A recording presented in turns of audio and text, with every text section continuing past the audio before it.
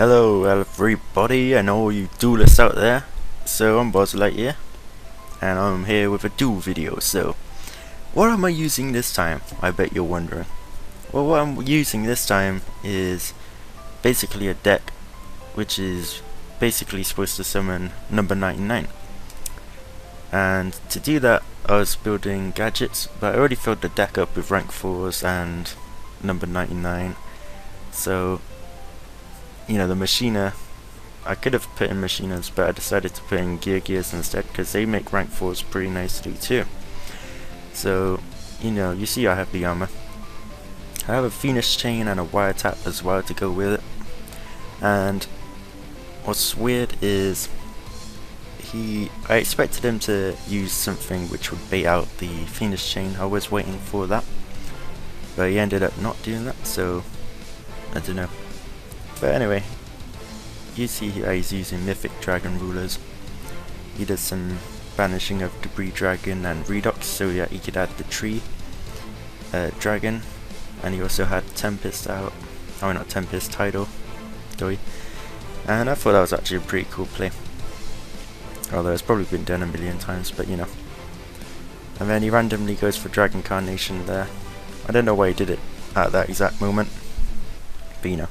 I was waiting for him to use Dracosack's effect to pop, and then I would have used Phoenix Chain. If he just attacked, then I don't know what I would have done. But you know, it all works out. And you see Number War. Number War doesn't really come into play, but it was there as a backup. So I flip up the armor, and I'm going to add an Accelerator.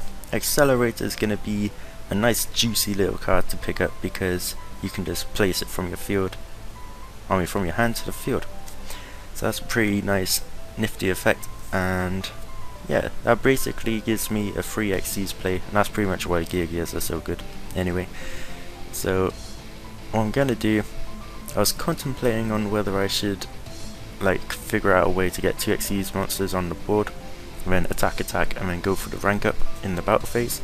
That would have been pretty cool. I think what I would have done probably was Cowboy and Utopia, and then rank up Utopia or something, I don't really know. But in the end I decided to do something else, and you know, it's a 99 deck, got 99 problems, but summoning a Hope Dragon in one. So I'm gonna go ahead and summon Hope Dragon, get rid of that rank up magic real quick. And it's also an inherent summon, which is pretty cool. It's always good to be able to put a 4000 beater on the field pretty easily. So that's that.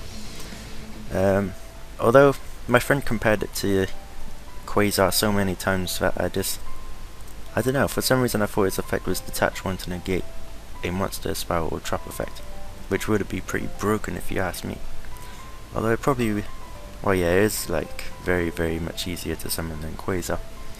It's a lot simpler, just 2 level 4 monsters and a rank up magic. So yeah, I still have my normal summon, so I'm going to summon a Tin Goldfish, summon a Gadget, and from here out I'm pretty much playing gadgets.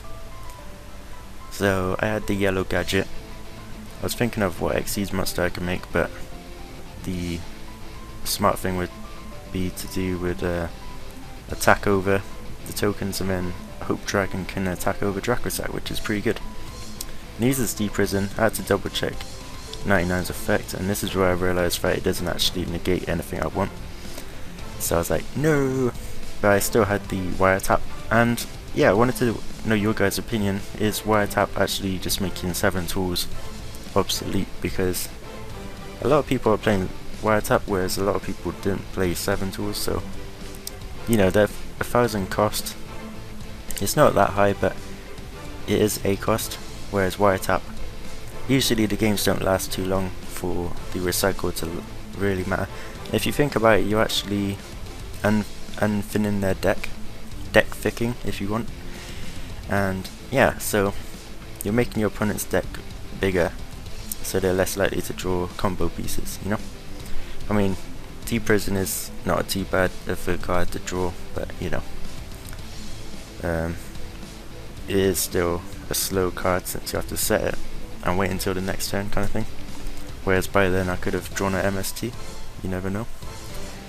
So he has a long hard think about whether the 7 tools to Bandit or wiretap is best. I mean, I think wiretap is better overall, but 7 tools, I'm not sure if it's obsolete. Do you think it's obsolete? Because Final Step was thinking very hard about it, and yeah, I don't blame him. It is a tricky subject. So yeah, wiretap is pretty nice though. I'm thinking of getting a couple of wiretaps, you never know when they could come in handy. But yeah, King of the Fire Imps gets me the Kage to Kage, and